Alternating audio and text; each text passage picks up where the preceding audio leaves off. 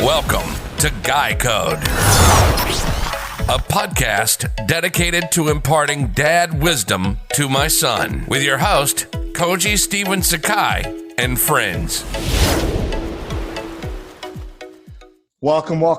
My name is Koji, and this is episode number 13 of the Guy Code. So today we're going to be talking about creativity, and the first time I realized I was creative was way back when I was in water polo in 7th grade, and I was on a school bus, and I was coming home, and I basically made up a story about my childhood, and I was lying the whole time.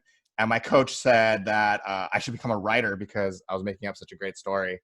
And that was really the first time that I thought maybe I should do something creative. But I wanted to bring in somebody who could help me talk about creativity and give advice around creativity. So I brought in my friend and author, Jamie Ford, to talk. Hi, Jamie. Hey, thanks for having me. This is cool. It's good to see you under such weird circumstances. We're all in like our doom bunkers, communicating back and forth. Yeah, it's I've been I think I've had like 5 Zoom meetings / interview / podcast today. So I've been on Zoom all day. But Jamie, why don't you tell us a little bit about yourself? Yeah, I'm an author. I'm a writer. I've published 3 novels. I'm mainly known for a book, Hotel on the Corner of Bitter and Sweet, but I also have written a couple other novels, a lot of short fiction, some essays, took a stab at a screenplay now and then, some graphic novel scripts, did a poetry slam. I want to write all the things, but I make my bones with novels. Yeah, great. I love Hotel on the Corner of Bitter and Sweet. That's still one of my favorite Japanese American books about Japanese American World War II. In everything I've ever read, which I've read a lot. So thank you. So Jimmy, we're talking about creativity. So why don't you get us started first on your first piece of advice? And this is advice. I mean, this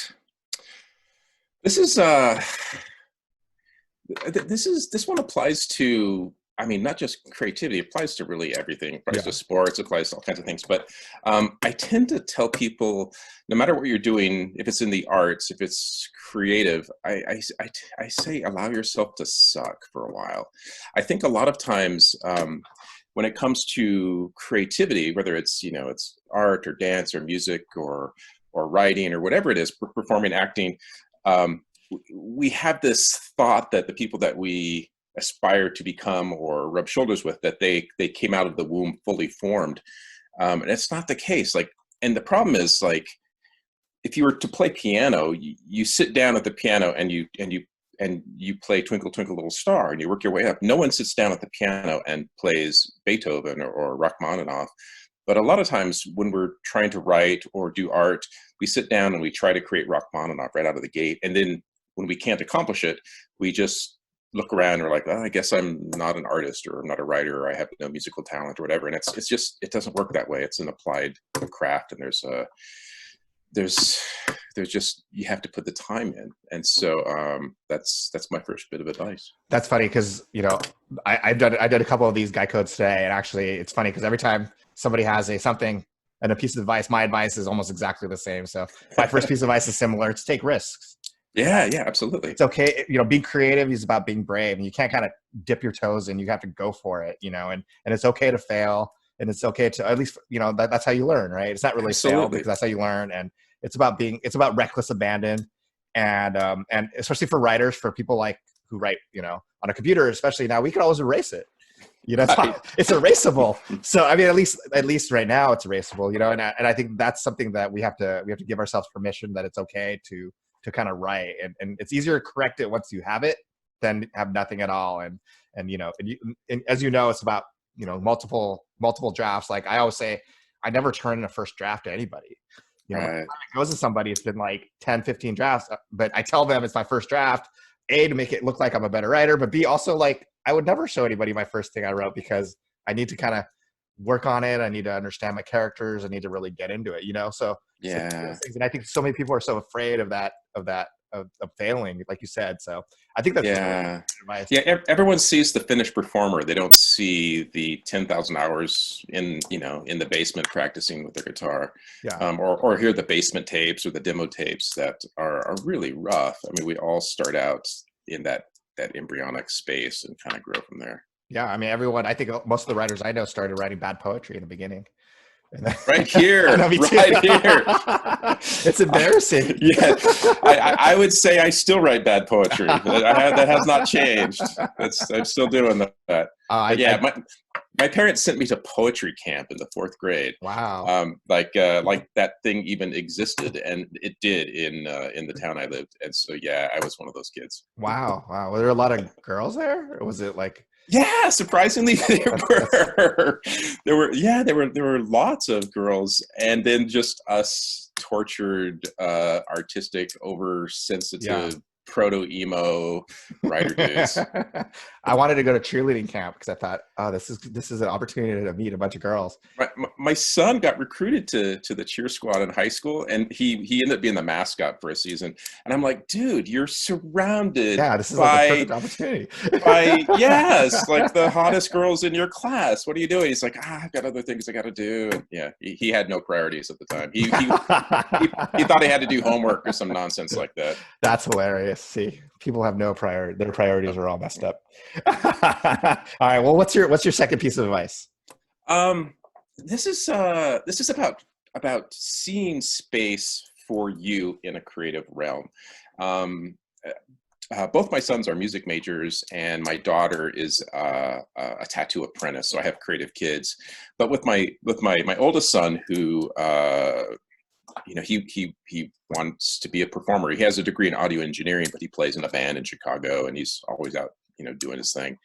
But when he was young and he wanted to get into music, I would remind him that all your heroes that you're listening to now, by the time you get into this, they're all going to be dead. This is kind of morbid, but I sat with him and I'm like, Prince is going to die. Like David Bowie's going to die. And then they all died and I stopped saying these things.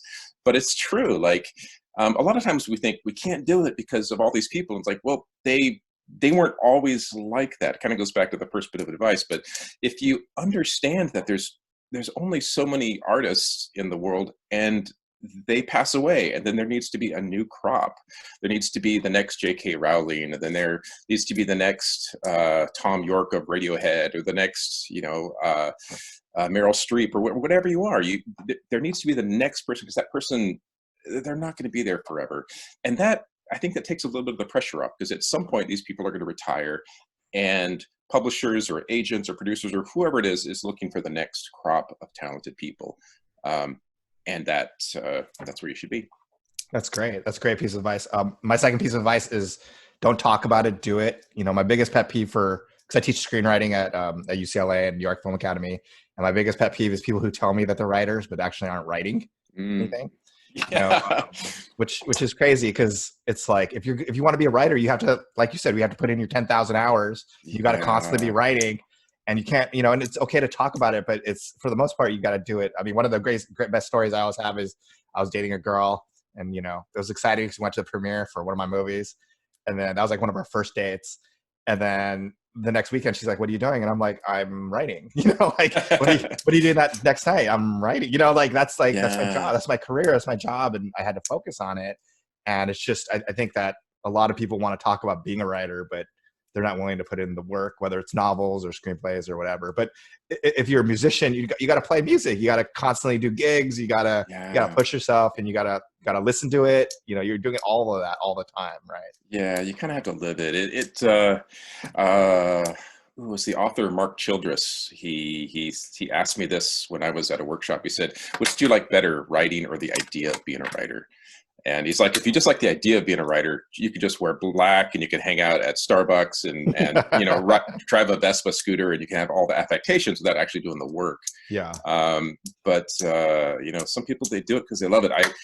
The writer, or the author Josh Mallerman, who wrote Bird Box, which became, that huge blockbuster movie on Netflix, he plays in a band, or I think he's the lead singer of a band. And so he writes when he's in the tour van or wherever. Like, he writes while he's between gigs, he's doing a whole other art. And so, there's talking about it, and then there's doing it. Yeah. And people like Josh are just total animals. Exactly. All right. So let me hear your third piece of advice. I would say, if you're in it for the money, you should be a plumber. I mean, seriously, plumbers make dope money, man. Yeah. I mean, and they get a journeyman's card. They don't have, $90,000 in student loan debt, and they make a great living. So if you're in it for the money, that's not the right thing to do, which is unfortunately, like, I think this happens to other careers, because my wife is a professor of nursing, and she gets students who they're not in it because they like healthcare or care about people. They're in it for the money, and that's a bad nurse that you do not want taking care of you. And if you're in it for the money, it's going to show. It's going to feel artificial. You got to be in it because you love it. And if there's financial success, cool, but you do it because it's very satisfying to create something. Yeah. That's really funny, because I'm not going to give this piece of advice, but my piece of advice always is, I've done it on a money show, so that's why I'm not going to do this one, but it's the Marry Rich. Yeah, right. As an artist, being a creative, it's like, I mean, like, that's the thing. Like, some years my writing does really well, right? I sell a script, I do this, I produce a movie, whatever. And then some years I don't. And it's not up to me necessarily. I mean, I'm still doing the same amount of work, but it's just not happening. And so, like, for me to have a kid, for me to have a place, in a lot of ways, I had to find somebody that wasn't working in the industry, and that had a steady job, and that could, on some level, we could afford the lifestyle we want through her salary, and anything I make is just bonus for our family, and I think that's something that people got. I mean, this reality, it's a hard business in a lot of ways. I mean, totally. And I think it was the author Raymond Carver. I may be completely wrong, but I thought it was him. He had a book or an essay or something about writing, and he did say that. He's like, it helps if you marry someone who has a normal job. Like my wife, we have health benefits because of my wife, and if we were both writers, we might be getting plasma on the weekends. You never know. Yeah, exactly. I mean, my healthcare is through my wife's company, so I don't have to, if I have a job, great. If I don't have a job, great. It's still okay. I'm not stressing out. I'll be fine as a family, and my money is like vacation money. It's like retirement money. It's the paying off debt money, but it's not necessarily the money that we have to live on, which, if I was dating an actor, even though a lot of times they're really beautiful, it's just hard, right? Unless they're like super, super successful actors. Short of that, it's like really, really hard to have a house, have kids or a kid, that's just really, really challenging. I think it's tough. It must be tough, especially in Hollywood. If mom and dad both have headshots, there's going to be strife in that household. You know what I mean? It's just not going to work out for one of them. Yeah, so. Exactly. Oh, well, my third piece of advice was the best advice I ever got as a writer. So I was interning for this production company, and I was kind of writing everything at the time. I was writing poetry and fiction and nonfiction and screenplays and everything. And I remember the writer of The Cosby Show telling me that, I needed to focus at that time. I needed to become good at one thing. And his rationale to me was that because I could write something, I could put two words together, that I could do all of it decently. But he said, there's a person who's in a basement, in his mother's basement, who writes 23 hours a day and only works on feature screenplays. And he's becoming really, really good at that. And you're competing against him. And while you're messing around writing grants and writing poetry and writing short fiction. And so I really took that to heart. And so from that point on, for a while, I dedicated my entire writing to screenplays. So I interned at agencies. I worked on productions. I started writing only features for a really, really long time. And it really was helpful in that I needed to learn something. And I think one of the challenges with, if you have any kind of talent, like you could start, you could write everything really well because we could write.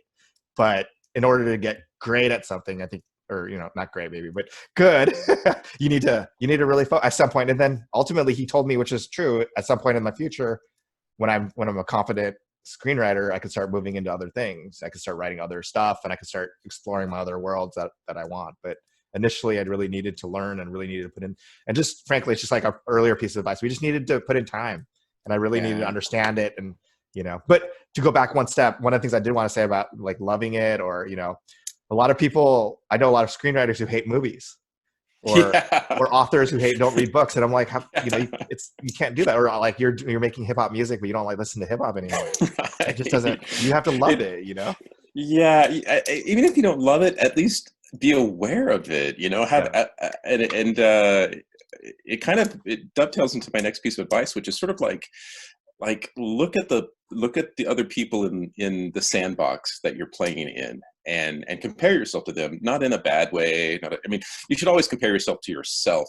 That's the most healthy thing to do, is to say, am I better than I was 5 years ago? That kind of a thing. But ultimately, I make my living as a writer, but I went to art school and in design school. And in a design school, you have portfolio pieces and stuff like that. And we're conditioned, I think, through high school. There's a certain vibe in high school where you can just do the bare minimum, and you can just you can still put on the cap and gown just like everyone else if you got a 2.6 or a 4.0. With the arts, the piece of paper doesn't matter. It's all about your work. And so when I went to art school, I saw a lot of people whose portfolios, they just wanted to do the bare minimum to graduate. And they're not looking around going, oh, we're competing for the same jobs and my work sucks compared to these other people. And you have to, it doesn't have to be cutthroat. It can be very motivating and supportive and nurturing because you're all kind of in it together. But you just have to be aware that, there's better work out there, and there always will be. And don't aspire for perfection, but aspire for excellence. Don't try to be, with my kids who went into music, I'm like, if you can be in the top 5%, and you're, a decent human being, you'll probably be able to make a living, Yeah. Don't try to be like, Stephen King or Michael Jackson or something. Yeah, but just try to get in there somehow. So anyway, Yeah. that's a big rambling advice. There's some advice in there somewhere. No, I think that's great. Actually, one of the things that I always have to tell people is that, everyone thinks of, like, for example, writers, you either think that you're starving or you're Stephen King. Right. And I think, there's a whole world of middle-class writers who are, who make a living and are able to make a living every year. But they're not famous necessarily. I mean, they could be well known, but they're not famous, and nobody recognizes them. But if you said their work, they might be recognized, but it doesn't matter. It's just like actors. There's, everyone thinks you're either Brad Pitt or a waitress, right? Right. No, there's a lot of people that can, I mean, a blue collar writer or actor is maybe not the right, but just a journeyman of the craft that really is just killing it in the trenches. And I think that's when people go sideways a lot, is that they think that if you're not Stephen King, your career is terrible, right? Or if you're not making like $100 million film, that you're not successful. And there's only like 100 writers that are doing that. Like there's writing. They're all like, for screenwriters, for me, like there's same 50 writers are writing the same 50 movies every year, and there's not that much room for other writers. But I still get paid. I still get paid to write scripts, and it's still okay. But yeah, like I think that's a really great comment. So my next one is about comments, or about notes and from other people. So my comment is be a doorman or door person, which is that, so first of all, when somebody gives you notes, just nod your head, take your notes, listen for the most important, write it down. Don't be defensive. Ask questions, but don't be defensive, and just take it down. And that's one of the most important things I've ever learned. And for me, if I always have to gauge, like as a screenwriter, I have to gauge who the most important person in the room is. If the person, the biggest head of the studio is giving me notes, I have to take those notes. That's the most valuable notes. If the intern's telling me, maybe I don't have to listen as much. But I want to listen. I want to hear. I want to take the notes. I don't want to argue. And what I try to do is I write all those notes down. And if I have to ask for clarification, I ask for clarification. But I don't want to argue or say, you don't know what you're talking about. It's already there. I said, thank you for, for the comments. And then ultimately, when I do make those notes, I try to, especially, I don't know if it works the same necessarily in novels as much as screenplays, but in screenplays, I try to front load my notes a lot. So I try to make the notes in the front. I make more changes in the beginning, so I don't have to make as many in the end if I don't want to. Unless it's great notes, then I will. But, because the people, when they start reading, they'll be like, oh, he made the notes. He made the changes. Right. He listened to me. And so by the end, by the end, they're not like, oh my God, he did it, unless it's, but as a creative, we have to know if they're really fighting for something, that I have to know that that's an important thing. I'm going to have to make that change, even if it's not necessarily what I would do. Because as a screenplays are a little bit different because, it's more architectural plans and the actual thing at the end. But still, it's something that, that it's really, really hard. And those workshop classes in school are super challenging when everyone goes around and and criticizes you. And oh yeah. Oh yeah. Yeah. Yeah. Tough love. Yeah, I had a funny story when I was at USC. I was dating this girl, and she was the darling of the program, and we broke up in the middle of the semester. And after that, every note I got in workshop from every student and from every professor was terrible. They're angry at me, and I was just but it was great. It was a great lesson because it really taught me that comments are notes are based on a lot of factors, not necessarily always what's on the page, right? It's how much they like you, how much they don't like you, what's going on in their day, breaking up with the girl that they liked, things like that. But anyway, so let me hear your last piece of advice. My last piece of advice, it really dovetails into what you just said. I really think you can only control a few things. You can control your relationship to the work, and you can control your relationship to other people, in that you can be a douchebag or not a douchebag. But you can't control the relationship of your work to people. You put it out there and people are going to react, and you can't control how they react. And so for some people, they'll create something and it'll be like this zeitgeist moment and take off. And other times it can be brilliant, and for whatever reason, it just doesn't register at that time with that audience for whatever reason. It doesn't mean you failed. It doesn't mean it's not. It's not great. There are some incredible, bands that very few people know about, or just incredible books that are out of print.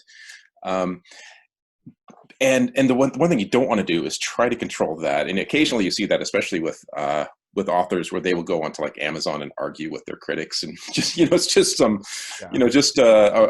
some mom reading their book in Minnesota, and gives them a 2-star review, and suddenly they have to try to convince this person why they're wrong. And one, you can't do that. Two, you shouldn't do that. Just take care of the work, be a decent human being, and the rest is kind of out of your hands. That's funny, because my piece of advice was don't read the comments. That's it. Yeah, that too. The comments comments are hell, right? They're not written for you. They're written. The comments are they're like reading someone else's journal. They're going to be honest in a way that because they don't have to stand there and tell that person face to face. It's artificial. It's not real. And I mean, frankly, I don't think a lot. There's obviously a lot of quote normal people do comments, but a lot of it's highly skewed to people that aren't necessarily the most normal people. I always go back. I always go back to I used to do Man on the Street. I produced Man on the Street interviews for our TV show, and my general rule was, if you're coming toward the camera, I don't want to interview you. The people I wanted to interview were the people that saw the camera and started walking the other way, and that's who I'd chase them and say, hey, I really want to talk to you. But for the most part, if you wanted to talk to me, that was a bad sign, because you're probably a crazy dude, or you're just acting for the camera, or it's not a real necessarily real comment, So I think a lot of these comments aren't necessarily real. I mean, they are real, but they're not there's so many factors in somebody commenting. Like if you're reading your book and it's a happy book, a love story, but they're getting divorced. All of a sudden they're they could hate the character because it reminds them of, you never know, or it could just not be what they want to read, and that's fine too, right? So. Yeah, those comments are it's like a dark corner of reality. It's not real. You're right. There is a specific person that lives in the comments, and that's their playground. And I have no desire to live in that playground. Yeah, and definitely I agree with you. You should never ever respond to a comment. It just goes sideways really, really fast, and it makes you look like Kevin Durant or something. Right? He did that. That was bad. I mean, he's so sensitive though. I feel like if you're an NBA superstar, you just somebody else needs to read those comments, and you should never have to read those. You should cry into your paycheck if you're Kevin Durant. Yeah, you have to have burner accounts and stuff. I mean, it's always crossed my mind, but it's that's too much work. It's too much. I mean, I hate to say it, but now there's PR firms that do that. I mean, we think of people hiring these troll farms in Russia or wherever, but God, who was it? I just saw it today. It was Roger Stone hired some firm to create 200 fake accounts to say that Roger Stone is awesome and not guilty and all this stuff. So that's big league sock puppeting, and it's horrible. It's sort of like distorts reality. And I don't mean to get political and all that stuff, but fuck that guy. So anyway. It's okay. It's okay. This is supposed to show. Well, we're at the end of the show. So tell me, do you have any kind of life advice for my son that outside of being creative that you'd want to share? Oh, life advice. Yes, I think you have to try a lot of things. I say this because I saw this with my own son, in that he was trying to find his jam, and he was a young boy. He's like 12, 13. And so he tried soccer, he tried little league, he tried, football and basketball. The worst one was football, because he did like flag football. And then I had to take him to get his physical so he could play tackle football as like a sixth grader or seventh grader or something like that. And, he's just not a football kid. He likes hanging with the dudes and stuff, being part of a team. But the doctor comes out and he's like, "So you ready to bust some skulls this season?" And my son's like, "Nah, not really." The doctor pulled me aside and he's like, "Are you forcing your kid to play football?" And I'm like, "No, I don't want him to play." And finally he picked up the guitar, and then, it just took off from there, and he just found his thing. And so I think when you're young, just try all the things. Yeah. And if some it's not your thing, you don't have a taste for it, it's not fun, it's not enjoyable, it doesn't keep you up at night thinking about it, then cool, move on to something else, and you'll find your thing eventually. Yeah, that's funny, because the impetus for the show is actually, remember the wear sunscreen graduation thing? Yes. So I re-listened to that with my wife. Like, that's good. At the beginning, and it's like the advice was awesome. And one of the advice, and it was, I didn't listen to it when I was 20, but now as an older man, I was like, yeah, all this advice is perfect. But one of the pieces of advice is, the most interesting people I know didn't know what they wanted to do when they're 20, and the most interesting people still don't know what they want to do when they're 40. And I think that's like, and I was like, wow, that, like, at the time I was like, how can you not know what you want to do? But it's true. Like, it's just, you have to do a lot of different things. And a lot of times it's like, oh, I definitely, like, my first job was as a buyer for a major department store. And I was like, oh, this is hell. Like, I was making a lot of money, but it was hell. I didn't want to work in corporate. I didn't want to work in a cubicle. And it was just like, it was like slow death to me. And that was like, and it's a valuable lesson, because I learned I never, ever, ever want to do that. I don't care what I have to do. I'd rather be dead than wanting to do that, Mm-hmm. Yeah, that's important. There will be opportunities to pimp your creative soul, and it's rough. It's a coarse, crass Anthony Bourdain quote, but he said, "Don't suck the golden dick." And as far as just like, going for the, becoming an investment banker or something like that. Yeah, exactly. Well, thank you so much for coming. How can people follow you? How can people see what you're doing?